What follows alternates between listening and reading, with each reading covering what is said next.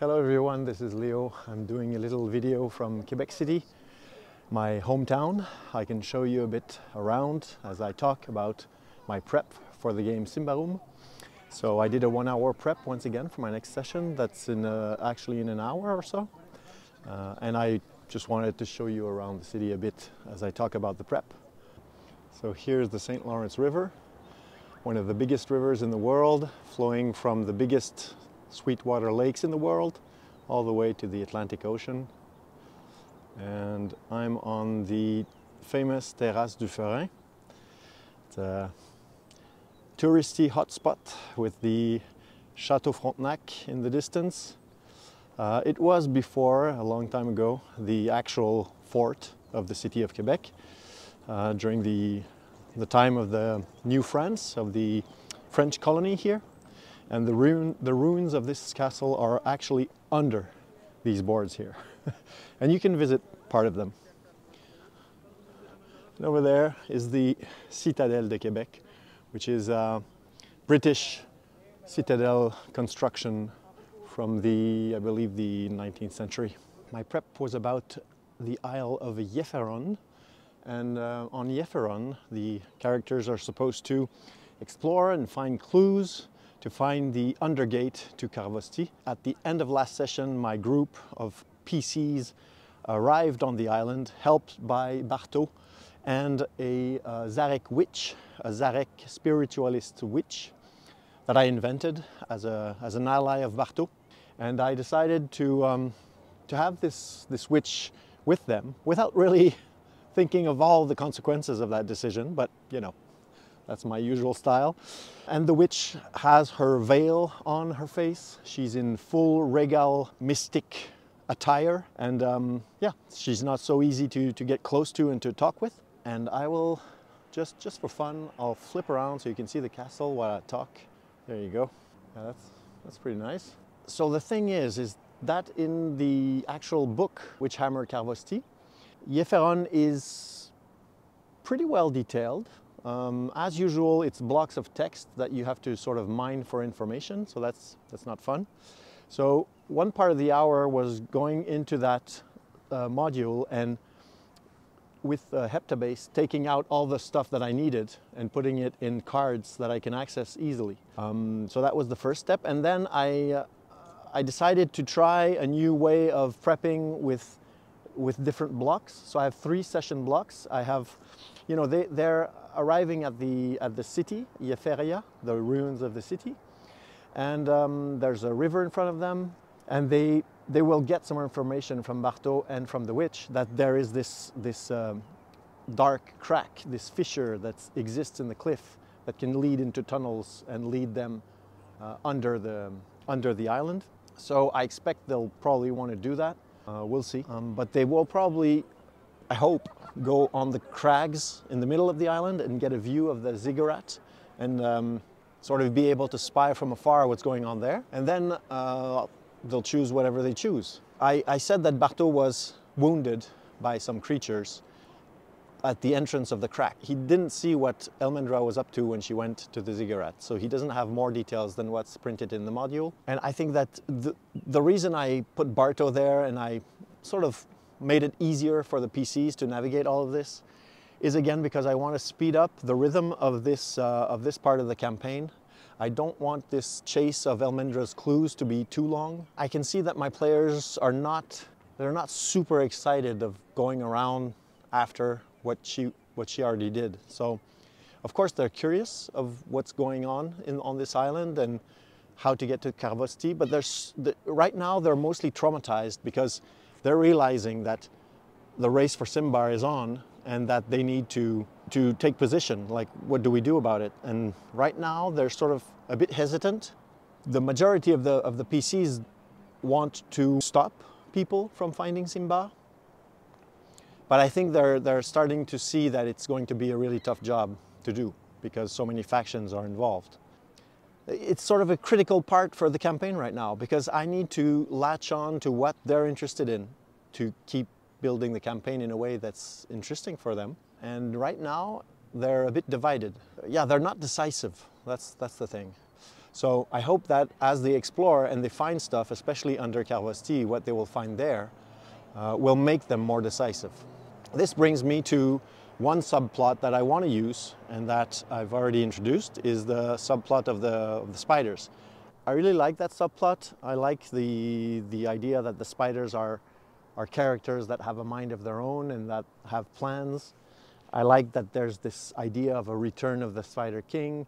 It's interesting. It's like there's the Sarkomal prophecy on one side and there's the Angathartal prophecy on the other. And I really like that even creatures like spiders can have prophecies. So now that I have Bô that's been bitten by Xanata and there's Miresin that already has this birthmark, they obviously are under the radar of Oroquet. And if you remember, Yéferon is like Manaud, the Toad King, is the self-proclaimed son of Oroquet. I see what the designers wanted to do there. They wanted to sort of have this creature be just using Oroquet. It's like a front that this creature invented for itself to submit this kingdom to its will. And so that's too complex because there's not that much of an interaction with the creature. So I won't have much time to get into the weeds of that sub-story. And I find that sometimes the author of these campaigns just wants to stuff a bit too much in, and it's better to keep it a bit simpler. So I'm going to say that this creature is actually a vassal of Oroquet. He's under Oroquet, and Oroquet gave this creature the mission to protect Yéferon and its people, which he did all these years. And the priest that they will meet in the end, this priest is he's a follower of Oroquet. He's in contact with Oroquet. So this priest has some influence over Manaud because he's in contact with the boss. But Manaud, of course, is a powerful forest creature that will never consider itself like inferior to a measly human. So, okay, let's get back to the prep. So I have my three blocks. Block number one is the city of Yéferia, going up the river. So I detailed some ideas about that. You can see them on screen right now. Some of it's in French, sorry, but you know, that's the language we use as we play. And the second block would be when they will go in the tunnels. So what I decided, these garougs, these bears that are guarding the crack, are actually blight-born bears because they're on an island that causes corruption. Over time, it's like automatic that they would degenerate and become beasts, abominations. So I will do that, make them a bit tougher because my group is very tough. They have over 200 XP each. So that might be the fight for the end of the first block and the start of the second block. So I expect that they will fight that. I don't know if that will be the end of the session, we'll see. The thing with the elf, so yeah, the first block, the first hour and a half of the session might take longer because if they investigate the elf, start to try to talk to it, it will take a while longer. I've detailed a bit more who those wraiths are, what are they waiting for, what are they hoping for, just because if there's some social interactions with the wraiths, I want to have things to say. So if I try to recap condensed, in the first block of the session, there is the city, which has some possible social encounters with the wraiths or the elf. There's also the blight-born garougs that can sort of just arrive at any point and cause mayhem and add some action if I need to. At the pond, there's a bit of a mystery there. If they wait at the pond during the night, they might see the wraiths gather there and relive the Symbaroum ceremony that made them strong to attack Carvostie. Maybe it started there around the water. I just wanted to give something to this place, this pond. Second block, under the tunnels, well, there's the traps, there's everything that's already printed in the module, so there's plenty of mechanical stuff that can go on. The Ziggurat, I really like the fact that the queen is forever on her throne at the summit of the Ziggurat, waiting to, I don't know what, to have a sign from Oroke that frees her and her people. But just the vision from afar of these rows of dragouls. I've added 10 death knights on their horses, just because it'll make everything much scarier. And it will introduce a new kind of undead that they've never seen before. So that's great. That's promising. And for the part under the, the Manaud cave, I didn't do anything yet. Actually, I didn't prepare that much, just the minimum.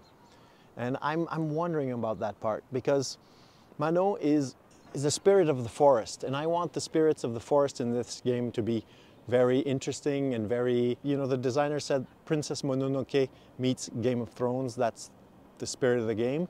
And I really like that, and I want to keep that Princess Mononoke element in the story. So that's why I have more importance for the spiders. That's why this toad needs to be something interesting.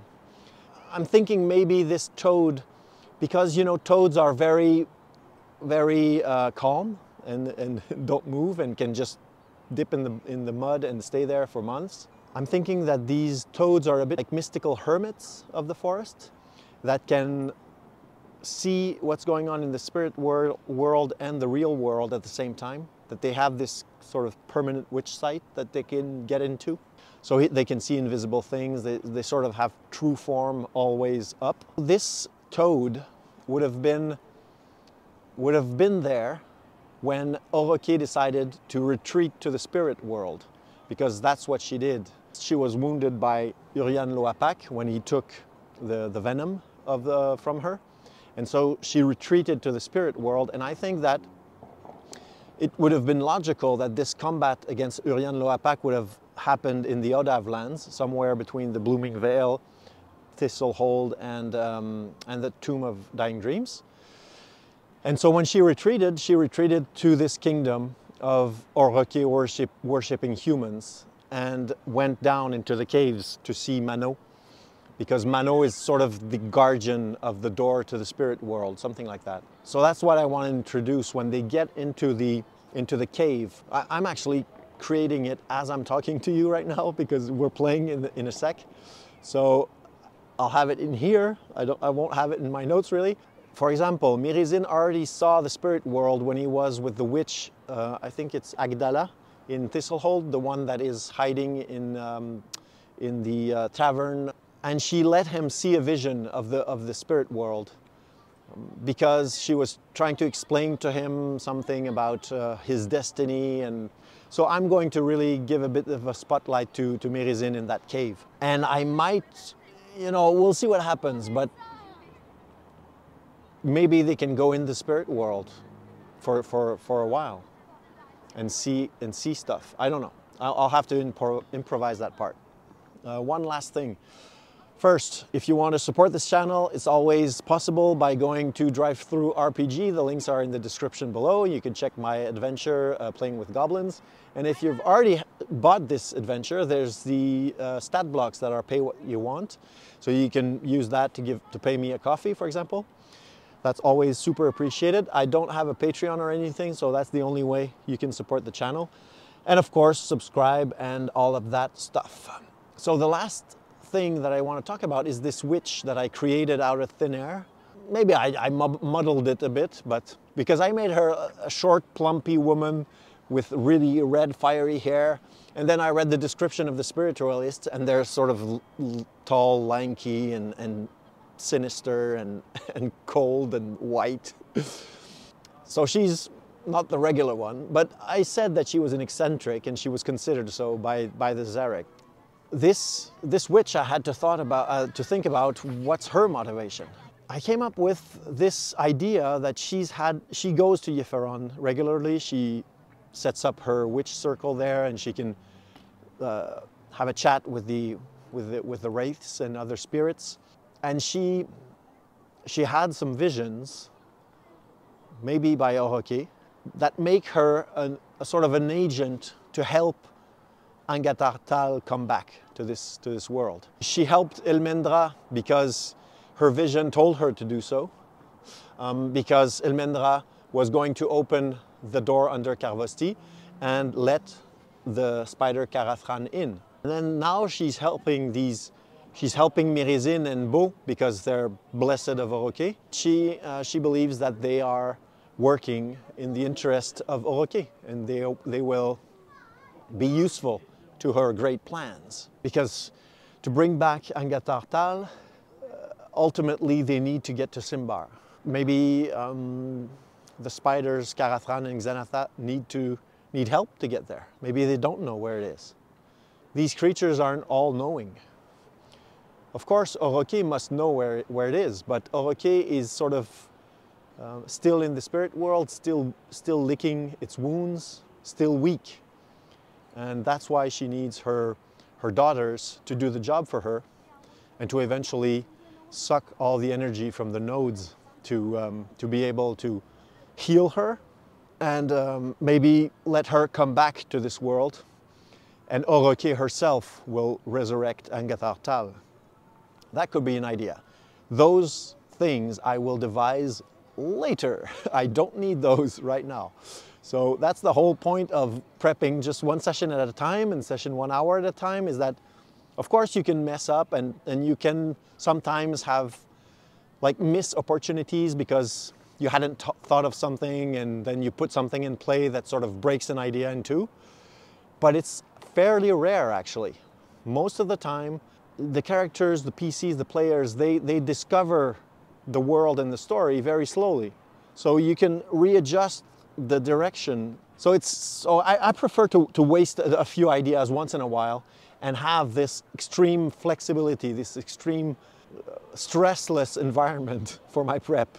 Because when things aren't all planned in advance, of course you can drop an opportunity once in a while, but you can't mess up a whole storyline that was written down for the next 12 sessions. You can freely improvise and feel pretty confident that it won't wreck everything and burn everything to the ground.